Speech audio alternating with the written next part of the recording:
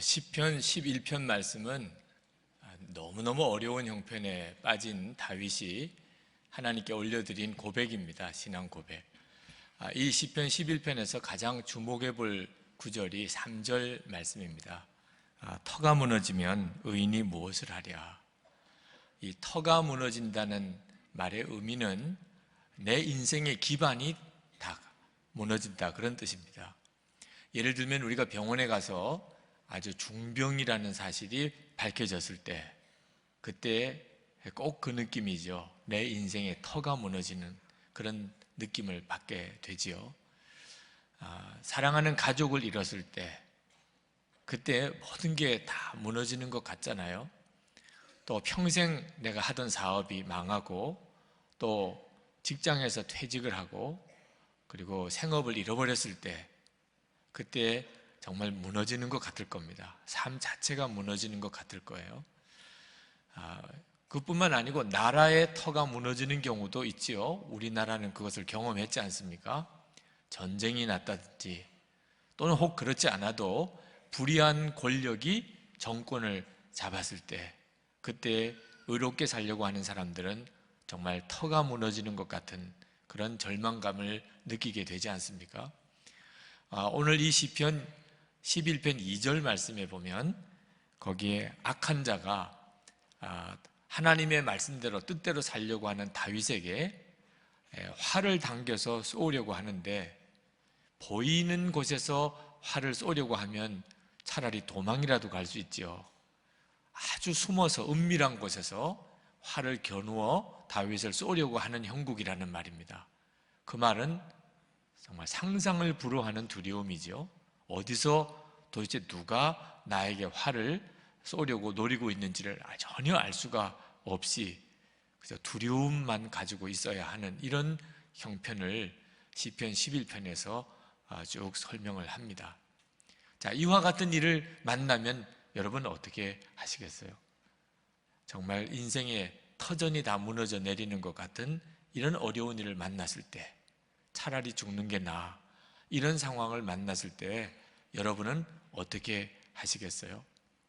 시편 11편에서 다윗은 그와 같은 일을 만났을 때 하나님께 피해야 한다. 오늘 시편 11편 말씀에 보면 4절에 하나님께서는 모든 사람을 다 살펴보고 계신다. 5절에서는 하나님은 의인을 지켜보시고 악한 자를 미워하신다. 6절에는 하나님은 악인에게 그물을 던져 사로잡으시고 불과 유황과 뜨거운 바람으로 그를 징계하신다.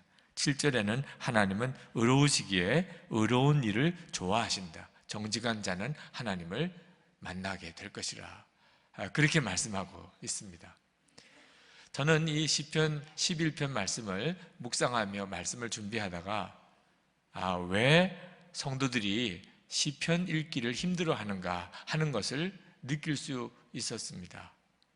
많은 성도들이 시편이 굉장히 읽기 어려운 성경이라고 그래요. 실제로는 그렇지 않은데, 성경을 볼 때 시편 부분이 나오면 그렇게 힘들어합니다. 이 많은 분량을 어떻게 다 읽어? 그러는데 분량이 단순히 많아서 그런 게 아니고 너무 똑같은 이야기만 계속 나오기 때문입니다. 너무 정답만 이야기하는 것처럼 느껴지기 때문이에요. 늘 하나님을 바라라, 하나님을 믿으라, 하나님께 감사하라. 결론이 너무 뻔해요. 여러분 이미 시편을 한 10편 정도 이미 벌써 말씀을 들어보셨잖아요. 여러분 중에도 벌써 감 잡으신 분이 있을지 모르겠지만 똑같네. 시편 9편이 다른지 8편이 다른지 7편이 다른지 모르겠어요. 내용이 그냥 똑같아. 그냥 물론 가만히 읽어보면 약간씩은 좀 다른 게 있지만 결론은 똑같은 거잖아요. 그저 하나님을 믿으라, 하나님을 바라라, 하나님을 찬양하라, 그 내용만 계속 150편까지 나오니 질릴만도 하죠. 이걸 언제 다 읽어요? 뭐 좀 새로운 내용이라야 계속 읽어갈 맛이 나지. 그런 느낌이 들만 한 것이 시편입니다. 시편 11편 말씀을 가지고 설교를 준비하려고 할 때 그때 제 마음에 시편 읽는 일이 이래서 어려우시겠구나 하는 생각이 들었습니다. 어떻게 그렇게 답이 단순한가요? 그런 마음이 들잖아요. 시편 11편을 읽으면 어쩌면 그렇게 단순히 금방 하나님을 믿는 걸로 넘어가지나요? 터가 무너지는 어려움을 겪었는데 어떻게 그렇게 금방 단순히 하나님을 믿고 하나님을 바라고 하나님께 감사하고 그럴 수 있냐 말입니다. 오히려 1절 말씀에 나오는 세상 사람들의 말이 더 귀에 솔깃하게 느껴져요. 1절에 보면 내가 여호와께 피하였거늘 너희가 내 영혼에게 새같이 내 산으로 도망하라 함은 어찌함인가. 다윗 주변에 있는 사람들이 다윗에게 그렇게 충고를 했다는 겁니다. 빨리 도망가. 지금 하나님 믿느냐 아니냐 이런 거 따질 때가 아니야. 이 길이 바른 길인가? 이 길이 정의로운 길인가? 이렇게 하는 게 선한 일인가? 지금 그럴 때가 아니잖아. 너가 죽고 사는 문제가 달렸는데 빨리 도망가. 일단 수단 방법 가리지 말고 일단 너가 살고 봐야지. 이런 말이 더 설득력 있잖아요. 여러분 정말 난감한 저지에 빠졌을 때 이게 차라리 죽는 게 낫지 이런 상황이 왔을 때 그때 여러분의 마음에 믿음이고 뭐고 다 떠나서 나를 살려줄 수만 있다면 피할 길만 열린다면 하여튼 어떤 도움이라도 받고 누구라도 붙잡고 가야 하겠다. 사람이 딴 사람은 어떻게 되든지 간에 일단 도망부터 치고 보자. 이런 생각들이 나게 되잖아요. 너희라고 말을 했는데 이것은 다윗 주변에 있는 사람일 수도 있고 다윗의 마음속에 일어나는 또 한 목소리일 수도 있어요. 복잡하게 생각하지 말자. 일단 살고 보자. 다른 사람이 어떻게 되든지 일단 너라도 일단 피해. 어려움을 일단 피하고 보는 거야. 이런 내면의 소리가 다윗에게도 들렸을지 몰라요. 자, 이런 상황에서 이 시편 11편 말씀이 귀에 들어오겠냐 말입니다. 하나님을 믿으라. 하나님의 뜻대로 살아라. 의로운 자가 결국은 승리하는 거야. 하나님은 정직한 자를 만나 주신다. 이런 말은 이게 죽으라는 이야기지 이렇게 생각이 될 수 있단 말입니다. 저는 이 시편 11편을 묵상하고 설교를 준비하면서 깊이 깨달은 것이 있었어요. 그것은 시편을 다른 성경도 마찬가지지만 시편은 지식을 얻기 위해서 읽어서는 안 된다는 겁니다. 새로운 지식을 얻으려고 이 시편을 읽으면 시편은 세상 없이 지겨운 성경이에요. 왜? 전혀 새로울 게 없으니까. 그냥 똑같은 이야기의 반복처럼만 보입니다. 시편은 새로운 지식을 얻으려고 읽는 성경이 아니에요. 저는 그동안에 설교를 준비할 때 항상 제 마음속에 가장 스트레스가 되는 일은 이번에는 어떻게 하면 성도들에게 새로운 것을 좀 전해줄 수 있을까? 그게 설교자의 가장 큰 스트레스예요. 여러분들도 혹시 오늘 예배를 드리러 올 때 좀 목사님으로부터 새로운 은혜로운 말씀을 좀 듣고 싶다는 생각 가지고 오시지는 않았나요? 다 느껴져요. 여러분의 얼굴만 봐도 목사님 제발 좀 감동 좀 시켜줘요. 제발 좀 새로운 것에 놀래게 좀 해줘요. 그렇고 저를 쳐다보고 있으니 이것도 보통 스트레스가 아니란 말입니다. 그런데 하나님께서 저에게 너는 새로운 것을 말하려고 하지 말고 이미 알고 있는 것을 정말 믿어지고 누려지는 일이 중요하다는 것을 명심하라는 거예요. 이미 알고 있는 것, 그러나 실제로는 누리고 살지 못하는 것, 그것을 이제는 정말 눈이 열리고 실제로 믿어지고 실제로 누려지는 것이 더욱 중요하다는 것이에요. 여러분, 오늘 이 말씀을 가만히 읽어보시면 다윗이 정말 놀랍잖아요. 항상 똑같은 이야기만 하는 것 같아도 조금만 다시 생각해 보면 어쩌면 다윗은 그렇게 한결같이 하나님이 믿어지고 하나님이 바라보아지고 하나님께 감사가 되고 하나님께 찬송이 되고 정말 의인은 잘 살게 되고 정직한 자가 하나님을 만나고 악한 자는 심판을 받는다는 게 어쩌면 그렇게 믿어지고 항상 시편 어느 시편에다 그 고백이 나오는 게 신기하잖아요. 그 말은 다윗이 우리에게 뭔가 새로운 이야기를 해주고 싶은 게 아니고 다윗이 실제로 누리고 있는 이 놀라운 믿음을 그가 노래하고 있는 거예요. 오늘 우리에게도 무언가 더 새로운 것을 얻기보다는 실제로 내가 수없이 들어서 알고 있는 것을 실제로 누리는 것이 중요하다는 것입니다. 여러분, 다윗은 어떻게 그런 믿음을 가졌는가? 본래부터 그랬겠어요? 여러분, 아이가 태어나면 본래 믿음 좋은 아이, 믿음 없는 아이가 구별해서 나옵니까? 믿음 좋은 아이는 말 처음 배울 때 할렐루야, 나는 하나님을 믿습니다. 예수님 내 생명이시고 나는 이미 죽었습니다. 이런 애 보았나요? 똑같지요. 아이들이야 똑같잖아요. 그런데 자라면서 어떤 아이는 실제로 하나님이 살아계신 게 믿어지고 누려지는 아이가 있는가 하면 아무리 교회를 오래 다녀도 조금만 어려운 일이 오면 그만 세상 사람들의 말에 귀가 얇아서 그렇게 망하는 길, 안 되는 길로 가는 답답한 분들도 있잖아요. 믿음이 도대체 어떻게 생기길래 다윗은 그런 믿음의 사람이 되었나 말입니다. 수도 없이 다윗은 그렇게 신실하게 하나님을 찬양하고 고백하고 믿고 그럴 수 있나 말입니다. 그게 놀라운 거예요. 오늘 시편 11편 말씀을 보면서 똑같은 이야기라고 느껴졌다면 뒤집어 이야기하면 어떻게 다윗은 한결같이 이런 고백의 사람일 수 있겠나? 그게 궁금한 거죠. 제가 조지 밀러 목사님의 일기를 처음 보았을 때 일기를 중간쯤 읽다가 그만 던져버렸다니까. 너무너무 답답해서. 아니, 뭔가 책을 읽으면 새로운 내용들이 계속 나와야 읽을 맛이 있잖아요. 그런데 조지 밀러 목사님의 일기는 그냥 똑같아. 페이지마다 어려운 일이 생겼는데 하나님께 기도하고 이루어질 줄 믿었더니 이루어졌습니다. 그 다음에도 또 어려운 일이 생겼는데 또 기도하고 믿었더니 이루어졌습니다. 나중에 중간쯤 읽어보니까 이만큼 남았는데 끝까지 다 알겠더라고, 내용이. 그냥 그 이야기만 계속 하다가 끝내는 거예요. 그래서 맨 마지막 부분을 봤더니 역시 마찬가지더라고. 그걸 계속 읽어야 돼요. 벌써 나온 내용이 뻔한 걸. 이걸 도대체 어떻게 읽으라고 책을 출판했을까 싶더라고요. 근데 그때 제 마음에 이상한 감동이 왔어요.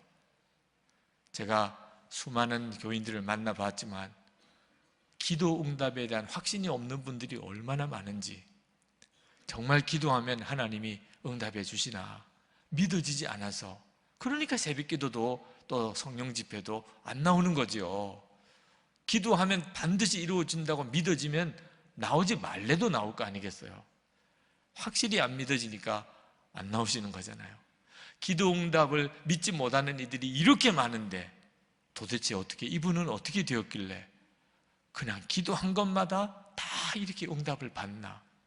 똑같은 내용의 반복이지만 다시 그 책을 들고 끝까지 정말 마음에 경외함으로 읽었어요. 정말 놀라운 일이구나. 아멘입니다, 주님. 그렇게 읽었다니까. 시편도 여러분 그런 눈이 뜨여야 비로소 시편 읽는 눈이 열리는 거예요. 어떻게 이렇게 한결같은 믿음일 수 있을까? 어떻게 이분은 그렇게 믿어지는 걸까? 믿음은 아는 게 아니고 누려지는 거구나. 그렇습니다, 정말. 하나님이 나를 사랑하시되 독생자를 주시기까지 사랑하신다. 예수님은 임마누엘 하여 나와 함께 계시고 성령님이 보혜사로서 나를 도우시고 영원한 하나님의 나라가 있고 영생이 있고 기도하면 응답받고, 여러분 이 진리 하나하나가 이건 엄청난 거잖아요. 여러분들이 다 알고 계시는 내용입니다.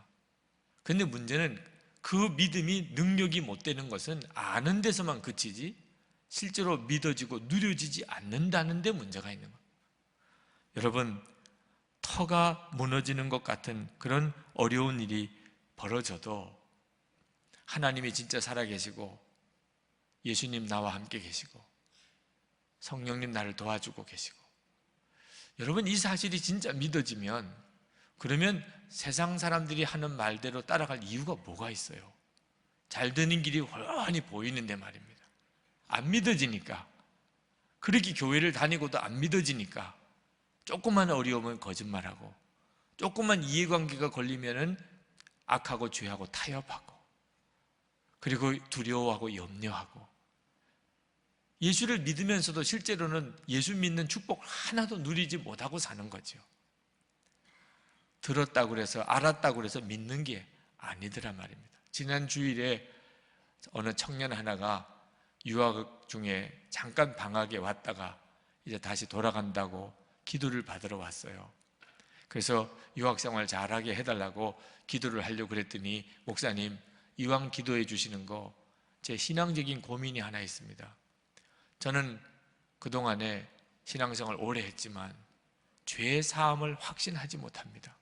제 모든 죄가 다 사함 받았다는 것이 믿어지지 않습니다. 그게 너무너무 괴롭습니다. 제가 죄 사함의 확신을 가질 수 있도록 기도를 해 주십시오. 그래요. 그래서 제가 그 청년에게, 그것은 기도만 할 문제가 아니고 내가 분명한 진리를 붙잡아야 되는데, 너는 정말 내 마음에 성령님이 계시냐 물어봤더니 계시다는 거예요. 분명히 그거는 믿는데요, 성령님이 자기 안에 계셔서 그동안에 자기 마음을 너무너무 강하게 강권하시고 너무너무 은혜를 사모하고 하나님 뜻대로 살고 싶은 열망이 자기 속에 있다는 겁니다. 그렇다면 너는 분명히 죄사함을 받은 사람이야. 하나님 나를 죄 사해 주셨는지 증거가 뭔지를 분명히 알아야 되는데, 죄사함 받은 증거가 성령님이 내 안에 오신 거예요. 하나님께서 우리에게 예수 그리스도로 인하여 우리의 모든 죄를 사하시고 우리를 하나님 자녀 삼으시고, 우리가 예수님과 함께 십자가에 이미 죽고 이제 예수님으로 사는 자가 되게 하셨다는 증거로 우리에게 보내주신 것이 성령님이십니다. 그러므로 성령님을 모시고 사는 사람은 이미 죄사함을 받았다는 분명한 증거를 가지고 있는 것이죠. 그 이야기를 해주었더니 이 청년이 얼굴이 얼마나 환하게 열리면서, 목사님 그런 것입니까? 저는 죄사함 받은 증거를 너무 분명히 가지고 살면서도 그동안에 그것을 실제로 누리지 못했군요. 그 청년을 위해서 안수해주고 기뻐하면서 가는 걸 보았습니다. 여러분, 아무리 놀라운 복음을 들어도 실제로 누리지 못하면 무슨 소용이 있어요? 믿어지면, 그러면 어떤 어려움도 문제도 시험도 다 거기서 끝나버려요. 오늘 우리에게 중요한 문제는 내가 수없이 들어서 아는 놀라운 복음의 진리들이 믿어지는 것입니다. 다윗이 믿어졌듯이 하나님은 우리 모두에게도 믿어지는 은혜를 주시기를 원합니다. 여러분, 잘 아는 길을 가는 마음을 한번 생각해 보세요. 너무 내가 잘 알아요. 그러면 얼마나 마음이 편안합니까? 앞에 산이 가로막혀 있어도, 길이 험해도, 날이 어두워져도 내가 이미 아는 길을 가는 사람은 얼마나 담대합니까? 노래 부르면서도 갈 수 있죠. 인생도 마찬가지예요. 하나님이 축복하시는 길, 하나님이 반드시 승리하게 하시는 그 길이 정말 분명히 믿어지면 사람들이 뭐라 그래도, 바보라 그래도, 손가락질해도 기뻐하며 갈 수 있어요. 야고보서 1장 2절에 내 형제들아 너희가 여러 가지 시험을 당하거든 온전히 기쁘게 여기라.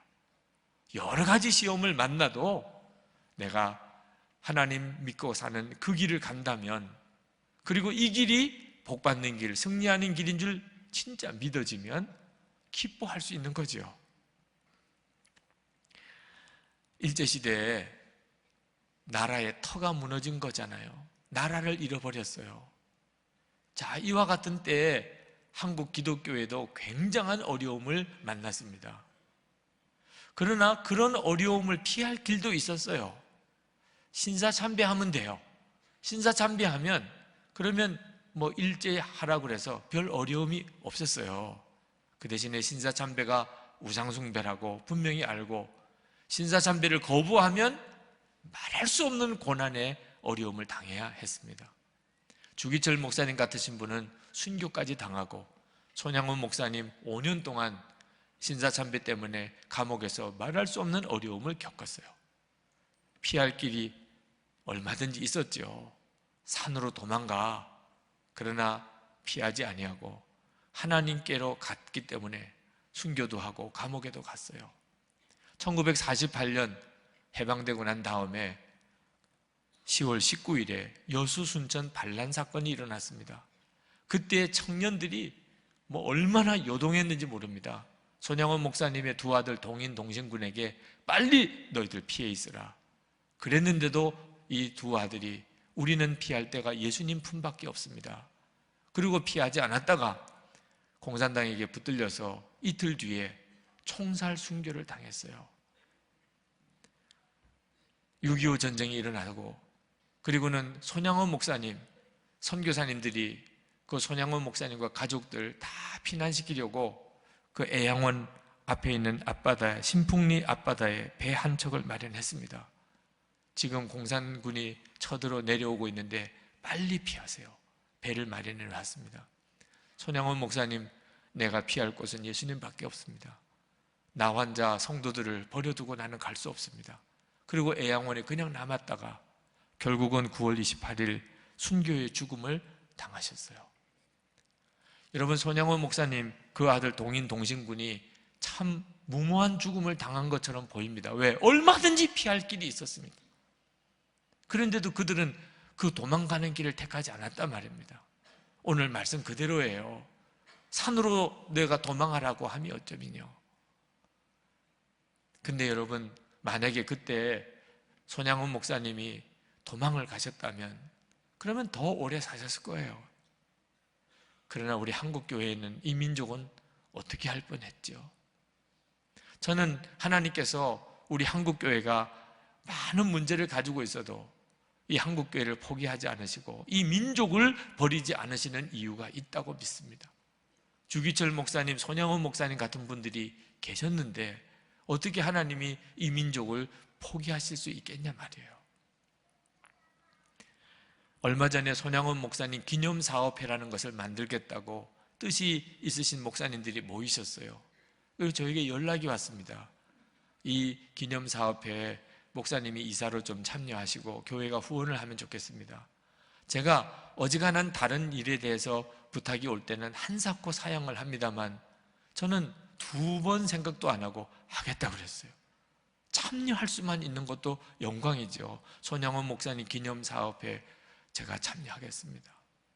지난 주일 교회 기획위원회에서 1,000만 원 그 사단법인 설립을 위해서 기금 출연을 이사들이 해야 되는데 우리가 하지요. 장로님들이 다 동의해 주셔서 1,000만 원을 보냈습니다. 그분들 때문에 한국교회가 지금 하나님이 포기하지 않으시고 계시기 때문이죠. 여러분, 어디서 이런 믿음들이 나올까요?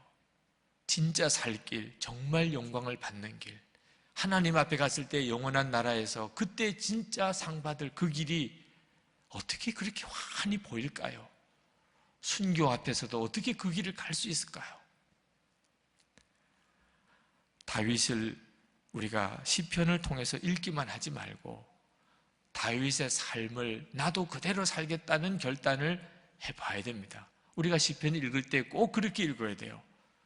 그저 이 성경을 읽으면서 무슨 새로운 내용이 있을까? 그렇게만 읽으면 시편은 세상 재미없는 성경이에요. 그러나 어떻게 하면 이 다윗처럼 나도 살 수 있을까?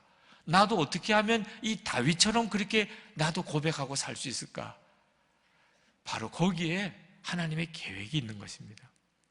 다윗은 그냥 그런 믿음을 가진 사람이 아닙니다. 믿음은 물론 하나님이 주시는 거예요. 그렇지만 우리가 할 일이 있습니다. 다윗이 어떻게 했길래 그런 믿음을 가지게 된 거지요? 시편 16편 8절 말씀을 우리 같이 한번 읽어보겠습니다. 내가 여호와를 항상 내 앞에 모시며 그가 나의 오른쪽에 계심으로 내가 흔들리지 아니하리로다. 다윗은 항상 이런 믿음으로 살았어요. 여호와 하나님을 항상 내 앞에 모시고 살았어요. 하나님을 항상 바라보고 나와 함께 계시다고 분명히 믿고 그렇게 살았다 그 말입니다. 우리가 요즘에 24시간 예수님을 바라보자, 매일매일 그것을 영성일기로 써보자 하고 하는 내용과 똑같잖아요. 여러분 24시간 예수님을 바라보시고 그렇게 늘 영성일기를 써보시면 어떤 변화가 오나요? 하나님이 나와 함께 계시는 게 믿어져요. 그냥 그렇게 들은 게 아닙니다. 믿어져요. 터가 흔들리는 것 같은 위기 상황에서도 하나님이 믿어져요. 이게 놀라운 거죠. 4절 말씀해 보면 다윗이 여호와께서는 그의 성전에 계시고 이렇게 말씀을 했습니다. 다윗이 자기도 휘청거릴 만큼 그런 위기를 만났어요. 그러나 그때 그가 성전에 들어가서 기도했던 모양입니다. 그때 하나님을 다시 바라보았어요. 하나님은 살아계시고 역사를 주관하시고 선하고 악한 자를 심판하시고 결국은 선한 자를 세워 일으키시는 그 하나님이신 것을 다윗이 다시 깨닫게 되었고 그리고 다윗이 담대함을 얻었다 그 말입니다. 여러분, 우리 자신이 성전이신 거 아십니까? 하나님의 성령이 우리 안에 거하심으로 인하여 우리 몸이 성전이 되었다고 그랬어요. 그러므로 다윗은 성전에 들어가서 하나님을 바라보았지만 우리는 이미 우리 안에 오신 성령 하나님 때문에 우리는 그저 어디서나 주님을 바라볼 수가 있어요. 다윗의 믿음이 우리의 믿음과 비교할 수 없이 우리가 커요. 다윗은 성전에서 하나님을 바라보았지만 우리는 우리 안에 오신 성령 하나님을 통하여 예수님을 바라보고 살아요. 이것보다 놀라운 믿음이 있을까요? 작년에 우리 교회에서 고난주간에 부흥회가 있었습니다. 특별 부흥회가 열렸어요. 그 부흥회 때 들어온 헌금 모두를 계룡시에 있는 은혜와 사랑의 교회 예배당 건축 헌금으로 다 보냈습니다. 그때 한 7천만 원 가까이 헌금이 나왔어요. 부흥회 때 그렇게 많은 헌금이 나온 적이 없었습니다. 그걸 다 전액 다 그 교회 예배당 건축에 보냈습니다. 그 은혜와 사랑의 교회가 개척을 해서 다른 빌딩 새들어서 교회가 이렇게 자리를 잡아가는데 하루아침에 위기가 왔어요. 건물주가 부도가 나는 바람에 2억 보증금 다 잃어버리고 쫓겨나와야 될 형편이 됐습니다. 그 목사님이 전화하실 때 지금도 생생해요. 땅이 꺼진 것 같은 그런 절망감에 사로잡혀 계셨어요. 교회 개척교회가 예배당 보증금 다 잃어버리고 길거리에 나와 앉아야 되는 처지가 됐을 때 이제는 끝난 거지 뭐. 이제 어떻게 다시 일어나. 이런 심정이셨다고 그래요. 하나님 앞에 나아가서 기도할 때 정말 절망감으로 기도할 때 어떻게 우리에게 이런 일이 일어나게 하십니까? 라고 할 때 하나님이 바라봐지더래요. 그리고 교인들이 있다는 걸 봤대요. 생각해 보니까 잃어버린 건 너무 작은 거고 돈 2억과 예배당 건물이에요. 여전히 잃어버리지 않고 함께 하는 것은 하나님과 교인들이에요. 어떤 게 더 큰가요? 돈하고 건물은 너무너무 작은 것, 여전히 남아있는 것은 너무나 큰 것. 마음에 용기가 생기더래요. 아직도 앞은 캄캄하고 어떻게 될지 모르지만 다시 마음의 믿음의 소망을 가지고 한 걸음 한 걸음 나아가는데 신기하게도 그 건물 바로 옆에 공터가 매물로 나왔어요. 그걸 살 수 있게 됐고 그리고 예배당 건축을 믿음으로 시작을 했는데 저희 교회뿐만 아니고 여기저기서 도움의 손길들이 오면서 1년 만에 예배당이 완전히 새로 지어졌어요. 이번에 대전에 부흥에 갔던 길에 그 예배당을 가봤습니다. 감동이더라고요. 세상에 어떻게 이런 일이 일어날 수 있나 싶더라고요. 터가 무너지는 것 같은 절망 가운데서도 하나님을 바라보는 눈이 열리고 나니까 이길 믿음이 생겨요. 그리고 오히려 기적이 일어났어요. 이번 대전 부흥회 때 마지막 날 금요일 새벽에 헌금 봉투가 이렇게 올라왔는데 세상에 부고가 거기에 있어요. 아니, 헌금 봉투를 올려보내라고 그랬더니 부고를 올려보냈나? 아마 교인들 중에 세상 떠난 사람이 있어서 장례 광고를 강사가 좀 해달라고 하시는 건가? 그러고 보니까 2011년 2월 9일 밤 9시 아무개 죽었다, 그렇게 나왔어요. 보니까 감사헌금이더라고요. 어제 저녁 집회 때 그때 예수님의 십자가의 복음을 전하고, 그리고 우리는 이미 예수님과 함께 죽었다는 사실, 그것을 믿음으로 고백하고 살라고 도전했는데 그날 밤 9시에 그 복음을 본인이 결론 삼았어요.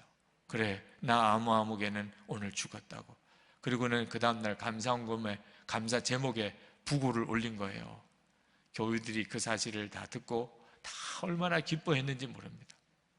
그분이 또 그걸 문자로 다 보냈더니 미국에 있는 어느 목사님이 죽었습니까? 그렇게 연락이 왔대요. 어떻게 갑자기 그렇게 죽었습니까? 그래서 확실히 죽었대. 다시 확실히. 여러분, 듣기만 해서는 아무 능력이 없어요. 알고 있다고 해도 능력이 있는 게 아니에요. 그것을 내가 진짜 믿고 실제로 누려지게 되어야 그게 능력이란 말입니다. 오늘 저녁에 우리는 아주 특별한 기도회를 합니다. 우리는 전 교인들이 건축헌금을 하는 게 아니고 하나님이 건축헌금 하라고 마음을 주신 분들만 모여서 건축헌금을 하는 식으로 이제 3년째 건축헌금을 해오고 있어요. 저는 우리 교회가 빚이 많습니다. 우리 기도하던 장로님께서 우리 교회 빚이 193억이라고 이야기를 했는데 정말 큰 부채가 여전히 있습니다. 5년 전에 우리 교회가 예배당을 다 완공을 했습니다.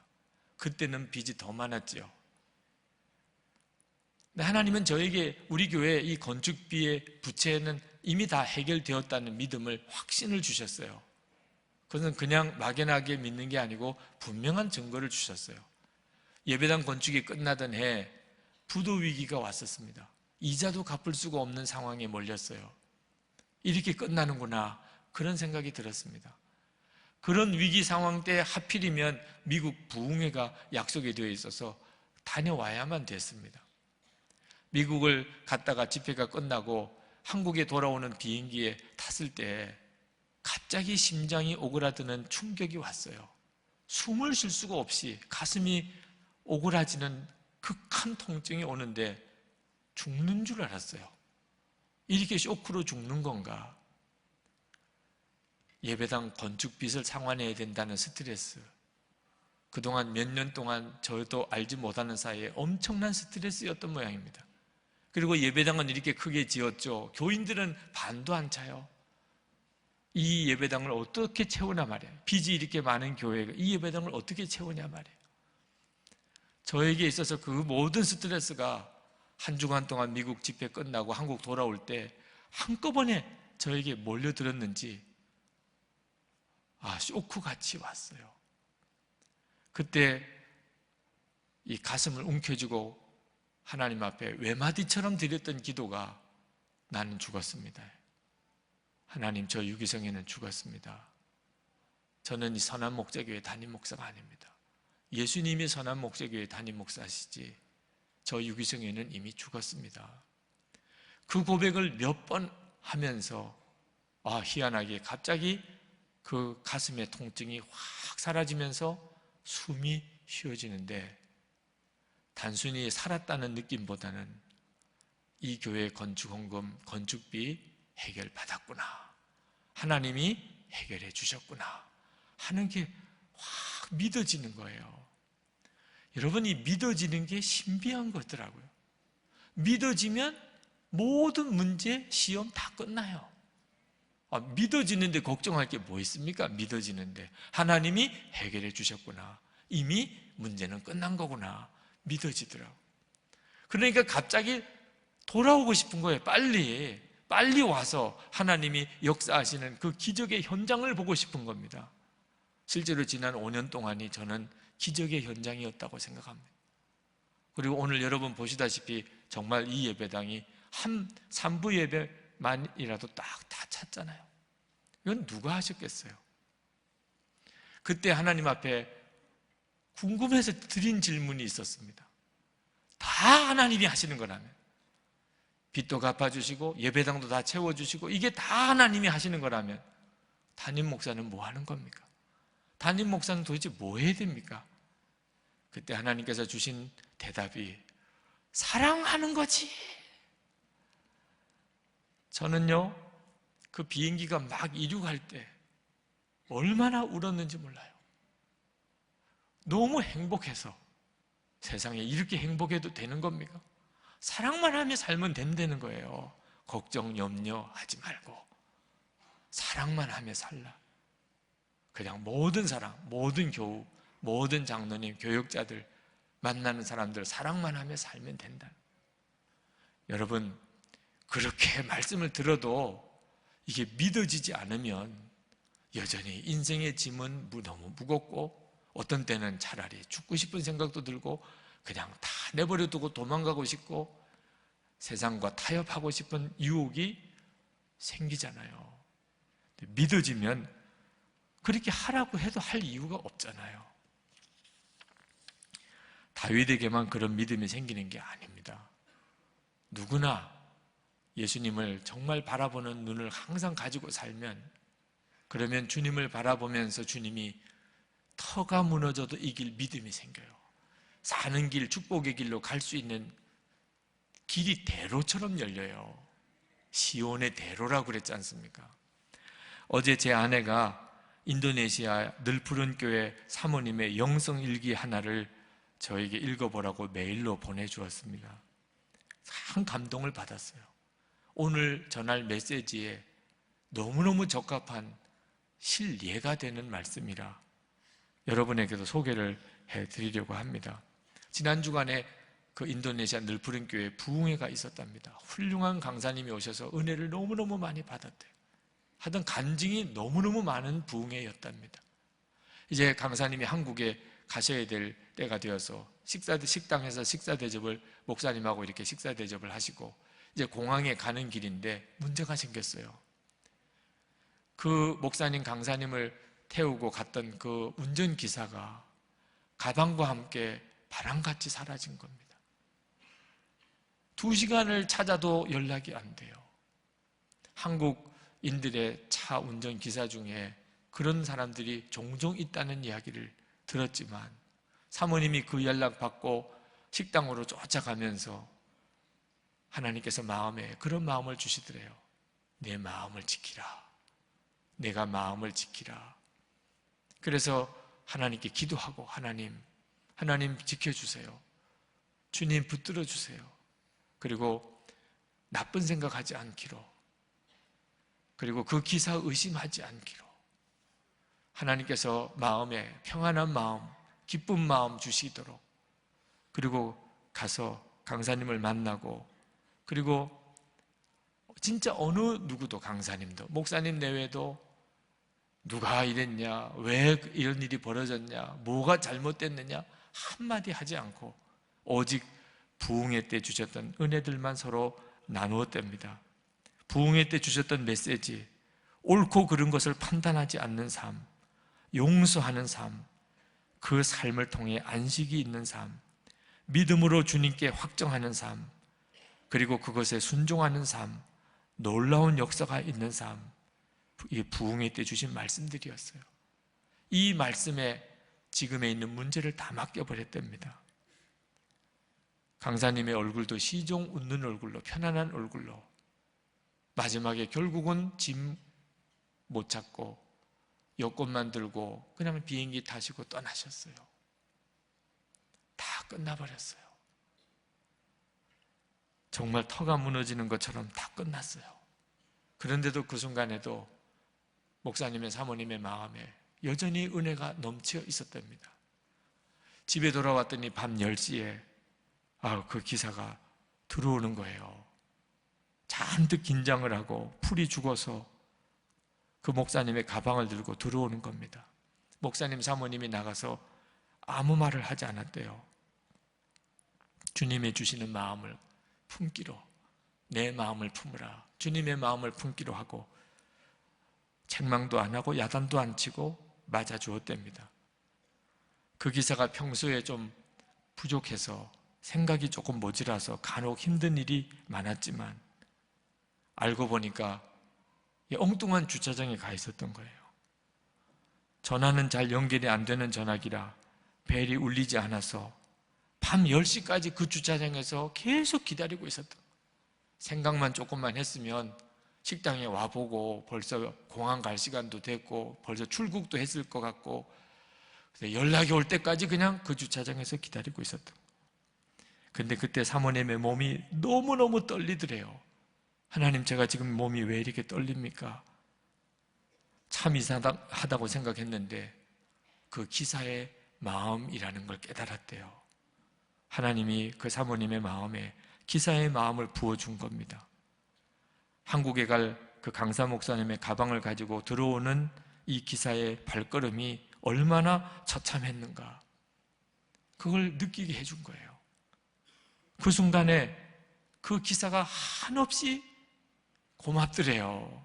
그 밤 10시까지 생각은 조금 모자라서 그 10시까지 그냥 주차장에서 내내 있었지만 전화기 벨 소리가 들릴 때까지 거기에 그냥 기다리고 있었을 그 나름대로의 충성을 했던 그 기사, 그게 너무너무 감사하다. 가지고 도망도 갈 수도 있는 상황인데 화낼 일도 아니었고 화가 나지도 않았답니다. 그 사모님이 마지막에 이렇게 썼어요. 우리는 정말 말씀대로의 테스트를 강하게 받았다.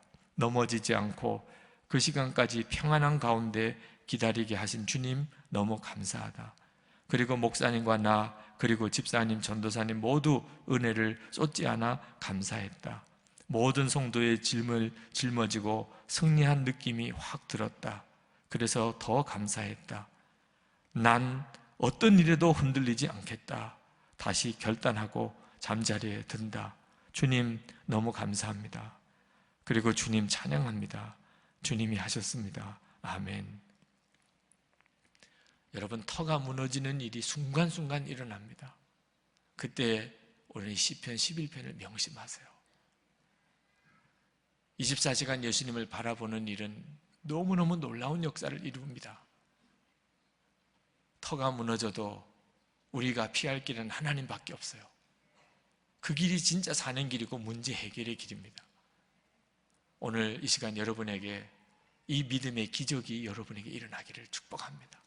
여러분에게도 일어나기를, 예수님을 항상 바라보기를 원하는 여러분 안에 이 믿음의 기적이 있기를 축복합니다. 기도하겠습니다.